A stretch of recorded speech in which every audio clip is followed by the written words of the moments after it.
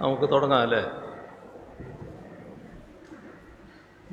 ഇന്ന് തുടങ്ങുന്നത് പൊതുവിൽ സംസ്ഥാനത്തിൻ്റെ സാമ്പത്തിക നിലയുമായി ബന്ധപ്പെട്ട ചില വസ്തുതകളും സർക്കാർ നടത്താൻ പോകുന്ന ചില കാര്യങ്ങളും വിശദീകരിക്കാനാണ്. അതിൽ പുതിയ GST സംവിധാനം അനുസരിച്ച് GST വകുപ്പിനെ അടിമുടി പുനഃസംഘടിപ്പിച്ച സംസ്ഥാനങ്ങളിൽ ഒന്നാണ് കേരളം. ഇതിൻ്റെ ഫലമായി 2020-21 മുതലുള്ള സാമ്പത്തിക വർഷങ്ങളിൽ സംസ്ഥാനത്തിൻ്റെ തനത് വരുമാനത്തിൽ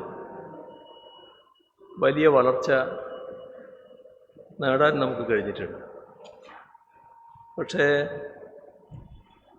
GST നഷ്ടപരിഹാരം നൽകുന്നതിൽ കേന്ദ്രം വരുത്തിയ വീഴ്ച,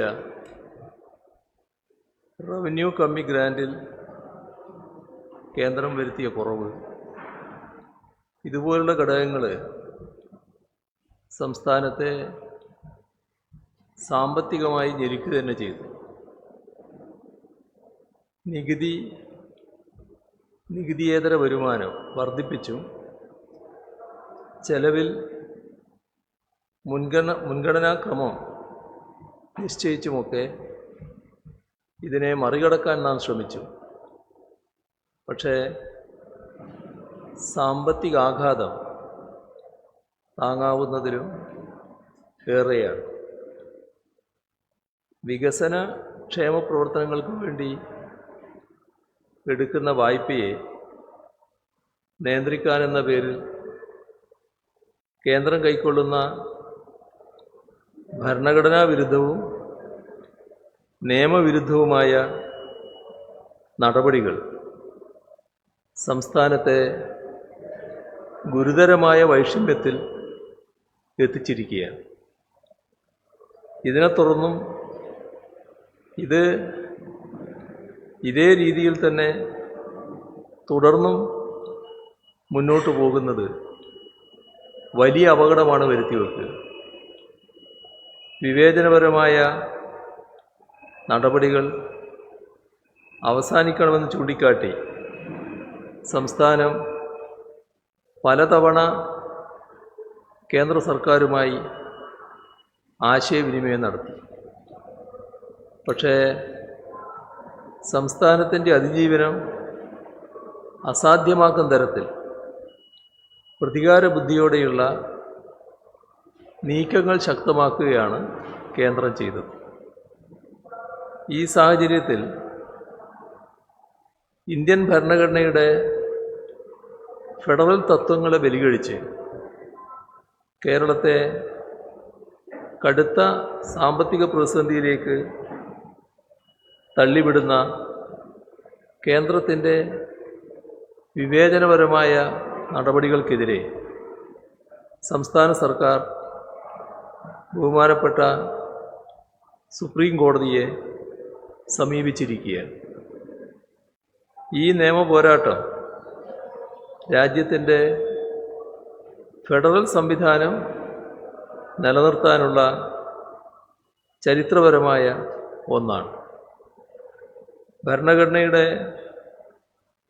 131 ആർട്ടിക്കിൾ അനുസരിച്ച് കേന്ദ്ര സംസ്ഥാന തർക്കങ്ങൾ പരിഹരിക്കുന്നതിന് സുപ്രീം കോടതിക്കുള്ള അധികാരങ്ങൾ ഉപയോഗിച്ച് ഉത്തരവുണ്ടാകണമെന്നാണ് കേരളം ഹർജിയിൽ അഭ്യർത്ഥിച്ചിട്ടുള്ളത്.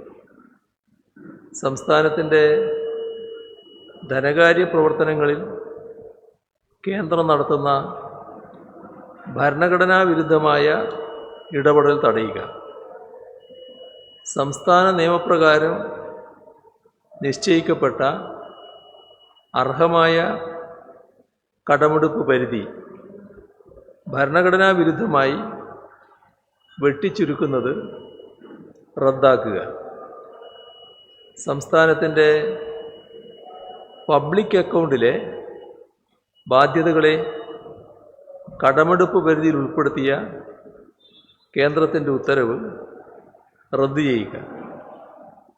സംസ്ഥാന ഉടമസ്ഥതയിലുള്ള സംരംഭങ്ങൾ വഴിയുള്ള കടമെടുപ്പുകളെ സംസ്ഥാന കടമെടുപ്പ് പരിധിയിൽ ഉൾപ്പെടുത്തിയ ഉത്തരവ് റദ്ദു ചെയ്യുക. കേന്ദ്ര ഏജൻസികളെ ഉപയോഗിച്ച് സംസ്ഥാന സർക്കാരിൻ്റെ കടമെടുപ്പിനെ നിയന്ത്രിക്കുന്ന നിയമവിരുദ്ധ നടപടികൾ റദ്ദു ചെയ്യുക. ഭരണഘടനയുടെ അനുച്ഛേദം 293(3), 293(4) എന്നിവയുടെ പേരിൽ ഇല്ലാത്ത അധികാരങ്ങൾ പ്രയോഗിച്ച് സംസ്ഥാനത്തിന് ഭരണഘടനാപരമായുള്ള അധികാരാവകാശങ്ങളിൽ നിയന്ത്രണം അടിച്ചേൽപ്പിക്കുന്ന കേന്ദ്ര നടപടികൾ വിലക്കുക. നിയമപ്രകാരമുള്ള കടമെടുപ്പ് പരിധി പ്രയോജനപ്പെടുത്തി വികസനക്ഷേമ പ്രവർത്തനങ്ങൾ തുടരാൻ സംസ്ഥാന സർക്കാരിനെ അനുവദിക്കുക. ഇങ്ങനെ സംസ്ഥാന സർക്കാരുകൾക്കുള്ള ഭരണഘടനാപരമായ അവകാശങ്ങൾ പുനഃസ്ഥാപിച്ച് കിട്ടുന്നതിനാണ് ഈ ഹർജി. ഇന്ത്യൻ ഭരണഘടന സംസ്ഥാനങ്ങൾക്ക് സവിശേഷമായ അവകാശങ്ങൾ നൽകുന്നുണ്ട്. ബജറ്റ് നിശ്ചയിക്കുന്നതിനും ബജറ്റ് നടപ്പിലാക്കുന്നതിനും കൺസോളിഡേറ്റഡ് ഫണ്ടിൽ ഈ സഞ്ചിതനിധിയിൽ ഉള്ള വരവ് ചെലവുകൾ കണക്കിലെടുത്ത് കടമെടുപ്പ് ഉൾപ്പെടെയുള്ള മാർഗങ്ങളിലൂടെ ധനക്കമ്മി നികത്തുന്നതിനുള്ള മാർഗങ്ങൾ കൈക്കൊള്ളുന്നതിന് കടമെടുക്കുന്നതുൾപ്പെടെയുള്ള കാര്യങ്ങളിൽ നിയമനിർമ്മാണം നടത്തുന്നതിന് പൊതുകടം സംബന്ധിച്ചുള്ള നിയമപരവും ഭരണപരവുമായ കാര്യങ്ങൾ കൈകാര്യം ചെയ്യുന്നതിന് സംസ്ഥാനത്തിൻ്റെ ഉടമസ്ഥതയിലുള്ള സംരംഭങ്ങൾക്ക് ആവശ്യാനുസരണം സാമ്പത്തിക സഹായം നൽകുന്നതിന് ഇതിനെല്ലാമുള്ള അവകാശങ്ങൾ സംസ്ഥാനത്തിനുണ്ട്.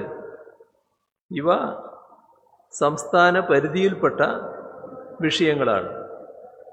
ഭരണഘടന സംസ്ഥാനങ്ങൾക്ക് സാമ്പത്തിക സ്വയംഭരണാവകാശം നൽകുന്നുണ്ട്.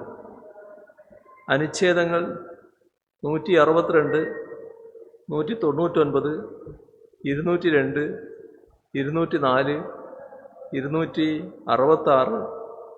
298, 7-ാം ഷെഡ്യൂളിലെ സംസ്ഥാന ലിസ്റ്റിലെ എൻട്രി 43 എന്നിവ വായിച്ചാൽ ഇത് വ്യക്തമാണ്.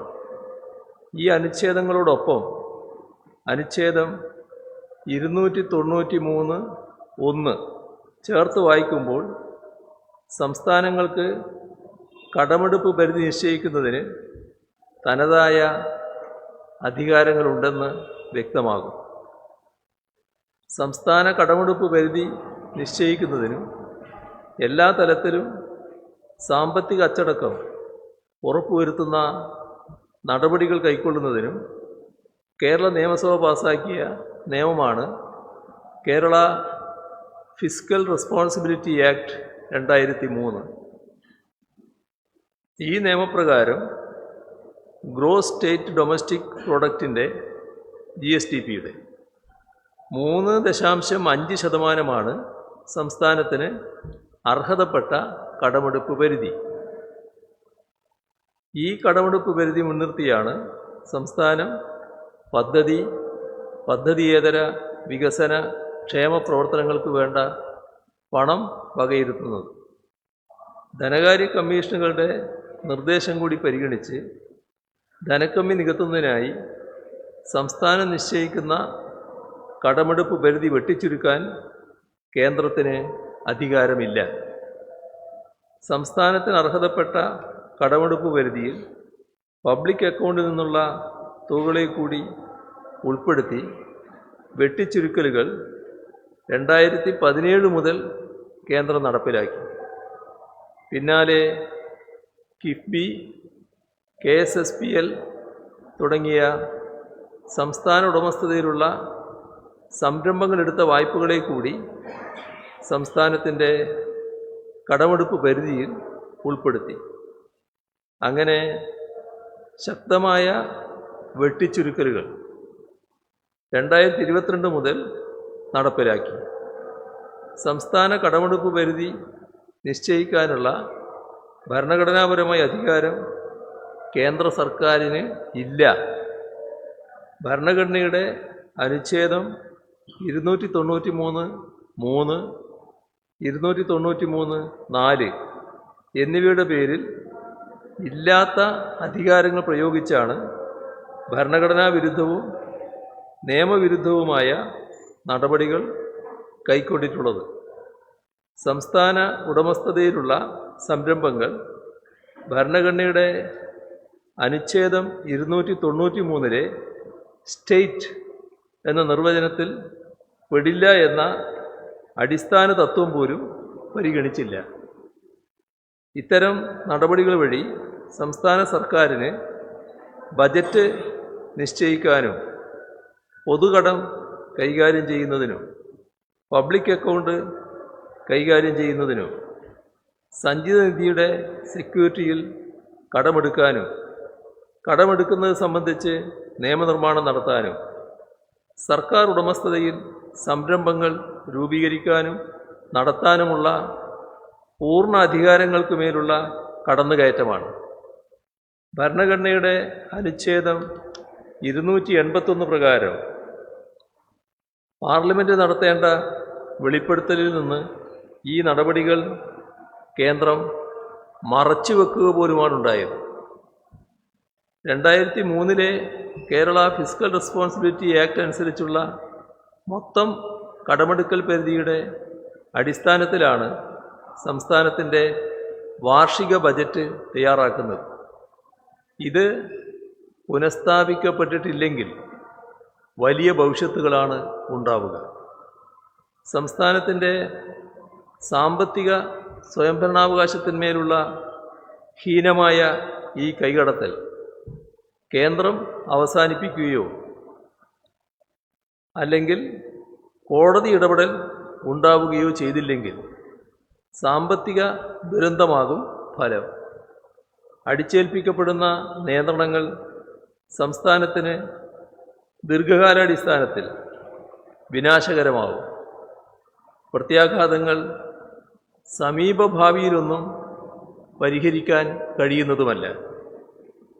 ഭരണഘടനയിലൂടെ വിഭാവനം ചെയ്യപ്പെട്ട സാമ്പത്തിക ഫെഡറലിസത്തെ ആസൂത്രിത നീക്കങ്ങളിലൂടെ പടിപടിയായി തകർക്കുകയാണ് കേന്ദ്ര സർക്കാർ ചെയ്യുന്നത്. ഇത് വിപൽക്കരമായ കളിയാണ്. കിഫ്ബിയും KSSPL-ഉം അടക്കം സംസ്ഥാന ഉടമസ്ഥതയിലുള്ള സംരംഭങ്ങളുടെ സാമ്പത്തിക പ്രവർത്തനങ്ങളെ തടയുന്നതിൽ വിവേചനപരമായ നീക്കമാണ് കേന്ദ്രം നടത്തിയിട്ടുള്ളത്. ഭരണഘടനയുടെ 14-ാം അനുച്ഛേദത്തിൻ്റെ നഗ്നമായ ലംഘനമാണിത്. ധനക്കമ്മി കൈകാര്യം ചെയ്യുന്നതിനാകട്ടെ അതിലും വിചിത്രമായ വിവേചനവും ഇരട്ടത്താപ്പുമാണ് കേന്ദ്ര ഗവൺമെൻറ് സ്വീകരിക്കുന്നത്. സംസ്ഥാനങ്ങൾക്ക് കടമെടുക്കൽ പരിധി അടിച്ചേൽപ്പിക്കുന്ന കേന്ദ്രം സ്വന്തം കാര്യത്തിൽ അത് ചെയ്യുന്നില്ല. ധനക്കമ്മി നേരിടുന്നതിൽ പബ്ലിക് അക്കൗണ്ടിനെ അനിയന്ത്രിതമായി ഉപയോഗിക്കുകയാണ് കേന്ദ്ര സർക്കാർ ചെയ്യുന്നത്. എന്നാൽ ന്യായമായ നിരക്ക് അത് ചെയ്യാനുള്ള സ്വാതന്ത്ര്യം പോലും സംസ്ഥാനങ്ങൾക്ക് നൽകുന്നില്ല. കേന്ദ്ര ഉടമസ്ഥതയിലുള്ള സംരംഭങ്ങൾക്ക് കേന്ദ്ര ബജറ്റിൽ നിന്ന് അനുഭാവപൂർണമായ നീക്കിവെക്കൽ നടത്തുമ്പോൾ തന്നെ സംസ്ഥാന ഉടമസ്ഥതയിലുള്ള സംരംഭങ്ങൾക്ക് ഈ ആനുകൂല്യം നൽകുന്നതിനെതിരെ സമ്മർദ്ദ നടപടികൾ അടിച്ചേൽപ്പിക്കുന്നു. കേന്ദ്രം അടിച്ചേൽപ്പിച്ച വായ്പാ നിയന്ത്രണങ്ങൾ വഴി 2016-17 മുതൽ ഇതുവരെ സംസ്ഥാനത്ത് അർഹതപ്പെട്ട വായ്പാ സമാഹരണത്തിൽ ആകെയുണ്ടായ നഷ്ടം 1,07,513 കോടി 9 ലക്ഷം രൂപയാണ്. 2022 ശേഷം കിഫ്ബിയുടെയും KSSPLൻ്റെയും കടമെടുപ്പ് സംസ്ഥാനത്തിന് അർഹമായ വായ്പകളിൽ നിന്ന് വെട്ടിക്കുറക്കപ്പെട്ടു. 2020-21 സാമ്പത്തിക വർഷത്തിൽ ഇതുവഴി അർഹമായ വായ്പാ സമാഹരണത്തിൽ സംസ്ഥാനത്തിനുണ്ടായ നഷ്ടം 9,614 കോടി 30 ലക്ഷം രൂപയാണ്. 2021-22 ഈ നഷ്ടം 6,281 കോടി 4 ലക്ഷം രൂപയാണ്. സംസ്ഥാനം ഇപ്പോൾ നേരിടുന്ന സാമ്പത്തിക പ്രതിസന്ധി ഇതുമൂലം മാത്രമാണ് ഉണ്ടായത്. എന്നാൽ സ്വന്തം ധനകാര്യ മാനേജ്മെൻറ്റിൽ ഒരു അളവുകോലുകളും കേന്ദ്രം ഏർപ്പെടുത്തിയിട്ടുമില്ല. സംസ്ഥാനത്തിൻ്റെ സാമ്പത്തിക സ്വയംഭരണാവകാശം തകർക്കാനുള്ള കേന്ദ്ര നടപടികളുടെ നേരിട്ടുള്ള പ്രത്യാഘാതമാണ് ഇവയെല്ലാം.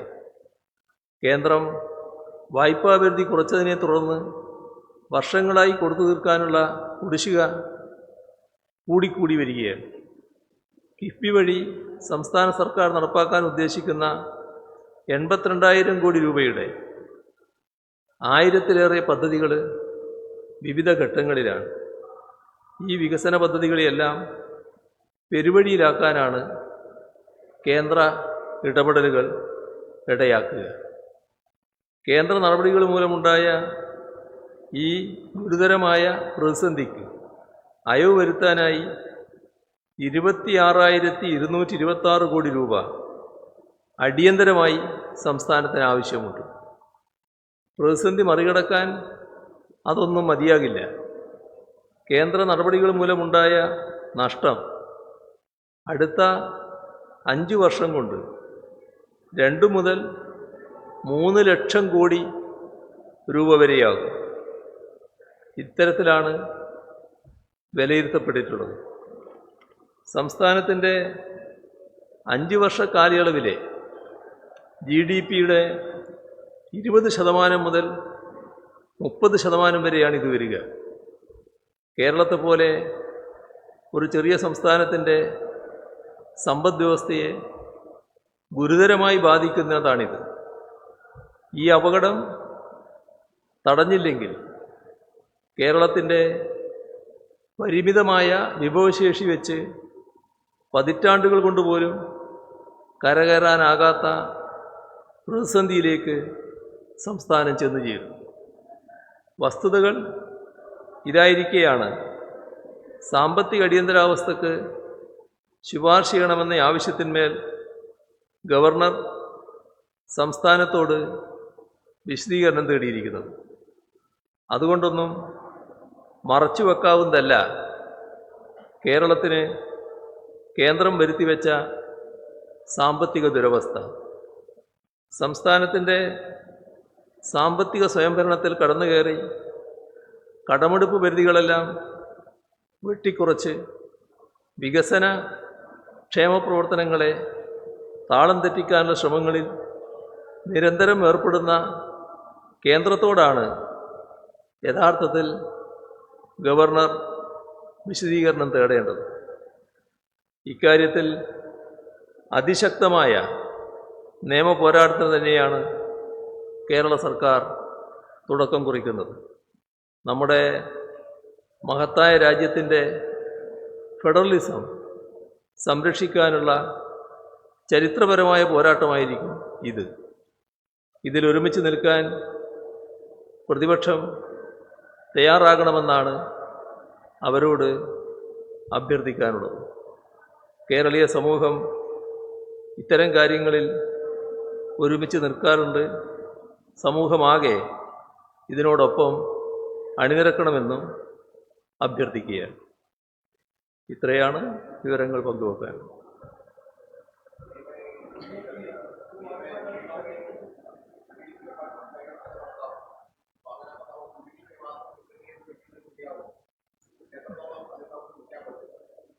അല്ല, ഇതിൽ നമ്മൾ കാണേണ്ടത് ഈ നമ്മുടെ രാജ്യത്തിൻ്റെ ഫെഡറൽ സംവിധാനം തകർക്കാനുള്ള ബോധപൂർവമായ നീക്കങ്ങൾ ഉണ്ടാകുമ്പോൾ അതിൽ ഒന്ന് ജനങ്ങളുടെ പ്രതികരണം, യോജിച്ച പ്രതികരണം. അതിപ്പോൾ ഈ നവകേരള സദസ്സിൻ്റെ ഭാഗമായി കാണുന്ന ആ കൂട്ടായ്മ അത്തരമൊരു പ്രതികരണത്തിൻ്റെ ഭാഗമാണ്. വൻപിച്ച കൂട്ടായ്മയാണ് ഓരോ സ്ഥലത്തും ഉയർന്നു വന്നിട്ടുള്ളത്. മറ്റൊന്ന് നിയമപരമായ പോരാട്ടം തന്നെയാണ്. അതിന് തിരുത്താൻ കഴിയുന്ന ശക്തി നമ്മുടെ രാജ്യത്തെ അത്യുന്നത കോടതിയാണ്. അതുകൊണ്ടാണ് സുപ്രീം കോടതിയുടെ മുന്നിൽ തന്നെ പോയിരിക്കുന്നത്. അപ്പോൾ ബഹുമാനപ്പെട്ട സുപ്രീം കോടതി കാര്യങ്ങളെല്ലാം കൃത്യമായി പരിശോധിച്ച് വ്യക്തമായ രീതിയിൽ ഇടപെടുമെന്ന് തന്നെയാണ് പ്രതീക്ഷിക്കുന്നത്. ഓ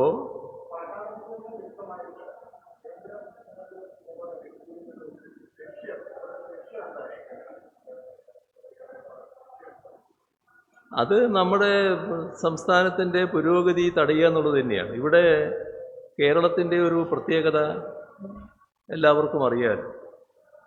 വലിയ തോതിൽ BJP ഇവിടെ സ്ഥാനം ഉറപ്പിക്കാൻ വേണ്ടി കുറേ കാലമായിട്ട് ശ്രമിക്കുന്നുണ്ട്. പക്ഷേ കേരളീയ സമൂഹം അത് സ്വീകരിക്കുന്നില്ല.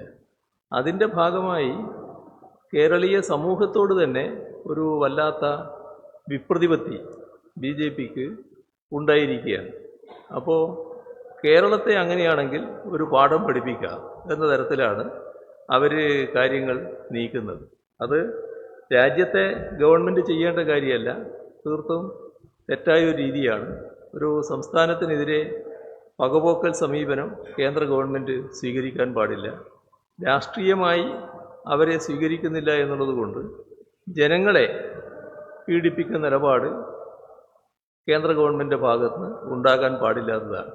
അതിൽ കേന്ദ്ര ഗവൺമെൻറ് മനസ്സിലാക്കേണ്ടത് ഇത്തരത്തിലുള്ള നടപടികൾ തുടരുന്നതിലൂടെ BJPക്ക് ഏതെങ്കിലും തരത്തിലുള്ള സ്വീകാര്യത ഉണ്ടാവുകയല്ല, അത് വലിയ തോതിൽ കുറയുകയാണ് ചെയ്യുക എന്നുകൂടി തിരിച്ചറിയുന്നത് നല്ലതാണ്.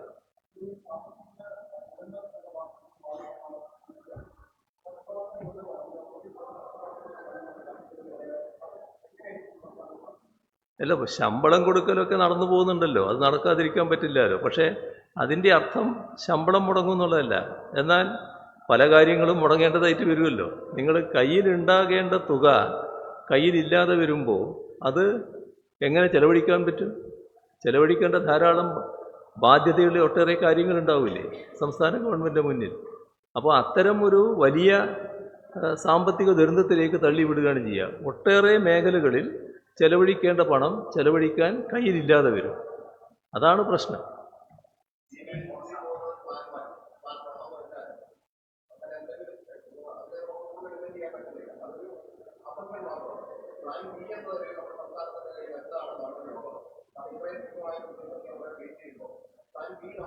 അല്ല, അതാണ് ഇപ്പം പ്ലാൻ B ആണ് ആദ്യം നടന്നിട്ടുള്ളത്. അതായത് നമ്മുടെ നാട്ടിലെ ജനങ്ങളാകെ ഇറങ്ങിയിരിക്കുകയാണ്. ജനങ്ങൾ ഈ കാര്യത്തെല്ലാം പൂർണ്ണ ബോധ്യമുള്ളവരാണ്. നമ്മുടെ നാടിൻ്റെ വികസനം തടയത്തക്ക രീതിയിലുള്ള ഒരു ഇടപെടലും പാടില്ല എന്ന് അതാണ് ജനങ്ങൾ ഇപ്പോൾ ഒന്നിച്ച് അഭിപ്രായം രേഖപ്പെടുത്തിക്കൊണ്ടിരിക്കുന്നത്. അതിലും നിർഭാഗ്യകരമായൊരു വശം ഉണ്ടായത്, ഈ സാങ്കേതികമായി പറഞ്ഞാൽ പ്രതിപക്ഷം ഇല്ലാലോ എന്ന് ഈ കേന്ദ്ര ഗവൺമെൻറ്റൊക്കെ പറയാം. പക്ഷേ ജനങ്ങളാകെ ഒറ്റക്കെട്ട് തന്നെയാണ്, അതിൽ വേറെ സംശയമൊന്നുമില്ല. കേരളത്തിൻ്റെ അഭിപ്രായം ഒറ്റക്കെട്ടായി അവതരിപ്പിക്കുകയാണ്.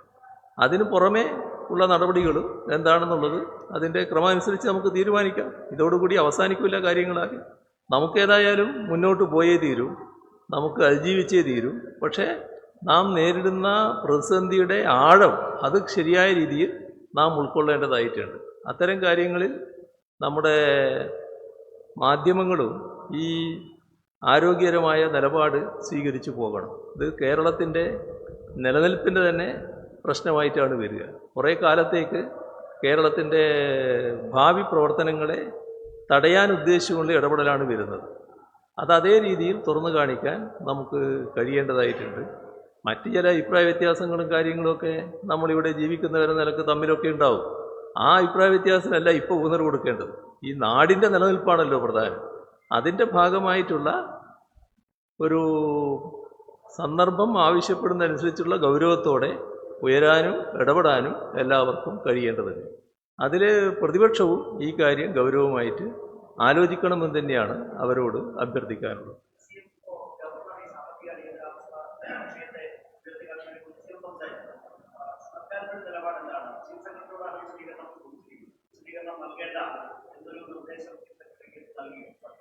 അങ്ങനെയല്ല, അത് കാര്യങ്ങൾ പരിശോധിച്ചുകൊണ്ടിരിക്കുകയാണ് എന്ത് വേണമെന്നുള്ളത്. ഇതിൽ ഗവർണർ സർക്കാരിനോടൊരു കാര്യം ചോദിച്ചാൽ ആ കാര്യത്തിന് ഗവർണറുടെ കാര്യത്തിന് മറുപടി കൊടുക്കണമല്ലോ. പക്ഷേ അതിൻ്റെ രീതിയാണ് ഞാൻ നേരത്തെ ചോദ്യം ചെയ്തത്. ഏതെങ്കിലും ഒരാൾ എന്തെങ്കിലും ഒരു പെറ്റീഷൻ അയച്ചു കൊടുത്താൽ ആ പെറ്റീഷൻ്റെ മേലെ വിശദീകരണം ചോദിക്കുകയല്ല ഗവർണർ ചെയ്യേണ്ടത്. ആ പെറ്റീഷനിൽ പറയുന്ന കാര്യങ്ങൾ ഗവർണർക്ക് ബോധ്യമുള്ളതാണെങ്കിൽ ഗവർണർ സംസ്ഥാനത്തോട് ചോദിക്കണം, സംസ്ഥാന ഗവൺമെൻറ്റിനോട് ചോദിക്കണം. അപ്പോഴാണ് സംസ്ഥാന ഗവൺമെൻറ് മറുപടി പറയാൻ ബാധ്യത. മറ്റേ ഓരോ പെറ്റീഷൻ്റെയും മേലെ അത് ഫോർവേഡ് ചെയ്ത് അയച്ചാൽ അതിന് മറുപടി പറയാനല്ല സംസ്ഥാന ഗവൺമെൻറ് ബാധ്യതപ്പെട്ട് നിൽക്കുന്നത്. ആ ഭാഗമാണ് ഞാൻ നേരത്തെ ചൂണ്ടിക്കാണിച്ചത്. ഗവർണർ അയച്ച കത്തിന് അതിൻ്റെതായ മറുപടി അതെങ്ങനെ കൊടുക്കണം എന്നുള്ളത് ആലോചിക്കാറ്.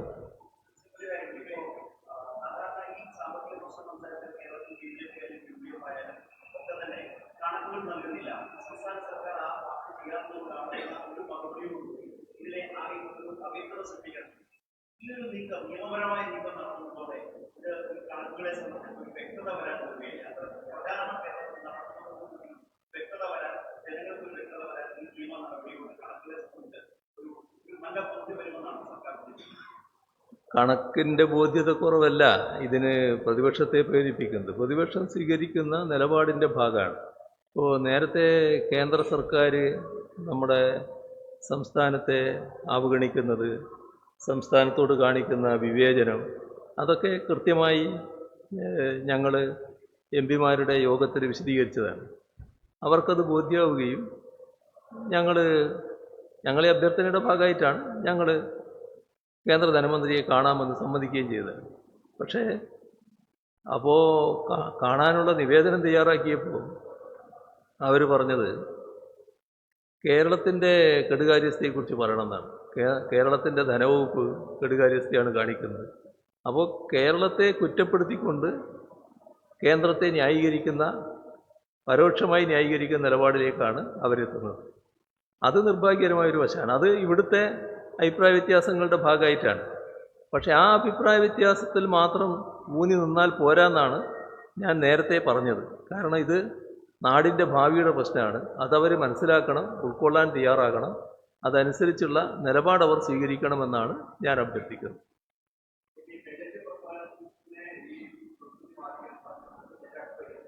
അല്ല, ബജറ്റ് പ്രിപ്പറേഷൻ ഏതായാലും നടക്കണമല്ലോ. ആ പ്രിപ്പറേഷന് ഇത് ഈ യാഥാർത്ഥ്യങ്ങൾ കൂടി വെച്ചുകൊണ്ട് ഉള്ള ബജറ്റേ പ്രിപ്പയർ ചെയ്യാൻ പറ്റൂ. ആ വശം നിലനിൽക്കുന്നുണ്ട്.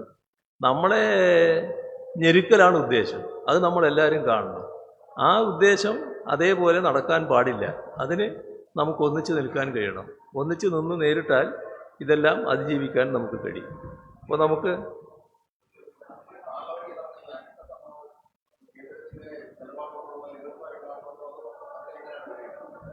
അല്ല, പാർലമെൻറ്റിലൊന്നും ഇങ്ങനത്തെ സംഭവങ്ങൾ നടക്കാൻ പാടില്ലല്ലോ. അത് പിന്നെ തീർത്തും അപലപനീയമായ സംഭവമല്ലേ. അങ്ങനെ നടക്കാൻ പാടില്ല.